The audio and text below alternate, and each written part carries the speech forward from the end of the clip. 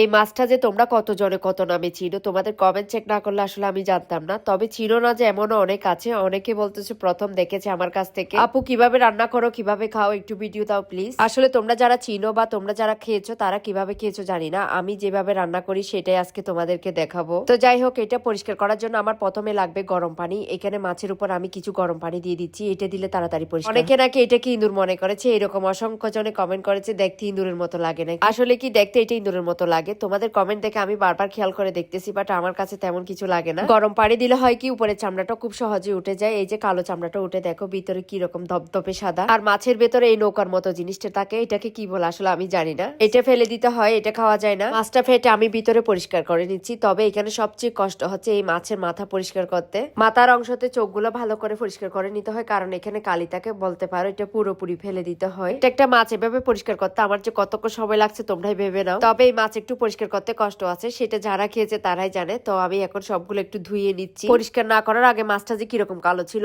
আর এখানে এখন কিরকম ধপধপে সাদা হয়ে গেছে পরিষ্কার করার পর। এটা হচ্ছে এক ধরনের সামুদ্রিক মাছ, এটাকে অনেকে অনেক নামে চিনে থাকে, তবে আমরা স্কুইড বলি। অনেকে এটাকে অক্টোপাস মনে করছো, তবে এটা অক্টোপাস ধরা যাবে না, এটা অক্টোপাসের চেয়ে আলাদা, আর খেতেও অক্টোপাসের চেয়ে একটু বেশি মজা। আমি মাছগুলো সিজার দিয়ে কেটে নিয়েছি, তবে মাথা কাটবো না, মাথা এমনিতে দিয়ে দিচ্ছি। এখন একটু লবণ দিয়ে ভালো করে ধুয়ে নিচ্ছি। এরকম মাছ ধোয়ার সময় আমাকে অনেকে বলে গরম পানি দিয়ে হচ্ছে লেবু রস দিয়ে ধোয়ার জন্য। আসলে সব মাছ তো গরম পানি দিয়ে ধোয়া যায় না, বিশেষ করে সামুদ্রিক মাছ, এতে করে মাছের স্বাদ নষ্ট হয়ে যায়। যেগুলো নর্মাল পানি দিয়ে পরিষ্কার করা যায় না, আমি ওইগুলোতে গরম পানি ইউজ করি। ইদানিং ভিডিওতে আমার আরেকটা কথা শুনতে হচ্ছে আমার কণ্ঠ নিয়ে। আমার কণ্ঠ নাকি অনেক বাজে লাগতেছে ভিডিওতে। আমার খুব বেশি সর্দি লেগেছিল, যার কারণে আমার ভয়েসটা চেঞ্জ হয়ে গেছে।